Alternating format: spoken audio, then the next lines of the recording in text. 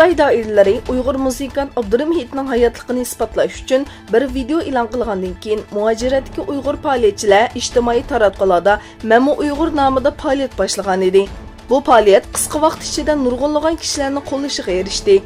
Ular izdirgini qilamagan urug' tuqqanlarning rasmini chiqarib, Xitoydan ularning musin ko'rinishlarini e'lon qilishini talab qildi. Shundaqla yana bu harakat insonparvar va haqqoniyatchi chetliklarning qo'llashiga erishdi. Dünya Uyghur Qurultayı'nın reisi Dolqun Aysa Amerika'da ziyaretde bo'ldi.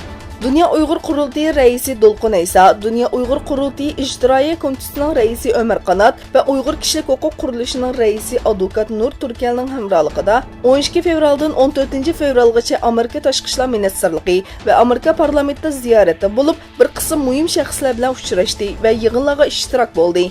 Ularning orasida Uyg'ur kishilik huquq qonunining tashabbuschisi bo'lgan parlament a'zolari va Amerika diniy erkinlik komitesining komissarlari qatorliqlar bor edi.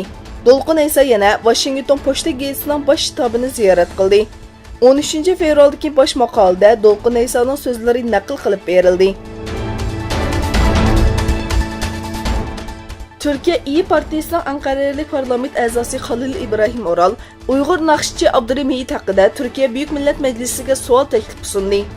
Xitoy bundan burun Abdurim Hidning hayot ekanligi haqida bir sin ko'rinishi e'lon qilgan edi. Taklifda Tashqi ishlar ministrligidan Abdurim Hid haqida yana ilgirlar tekshirish ilib borgan yoki bormaganligi so'raldi.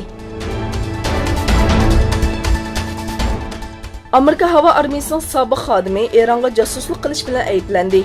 Amerika Adliya Ministrligi çarşamba kuni Erondan panohlik tilgan Monika Witt haqida Eron hukumati vakillariga sobiq xizmatdoshlarga doir tadqiqot va maxfiy uchurlarni yetkazganlik uchun shikoyatnoma tayyorlaganligini bildirdi.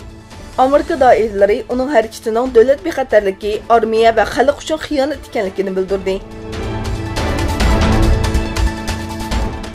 Filippinning janubidagi Moro musulmonlarga avtonomiya huquqi berishga doir Bangsamoro qonun loyihasiga ikkinchi qitimliq umumyuzlik ovoz berishning natijasi e'lon qilindi.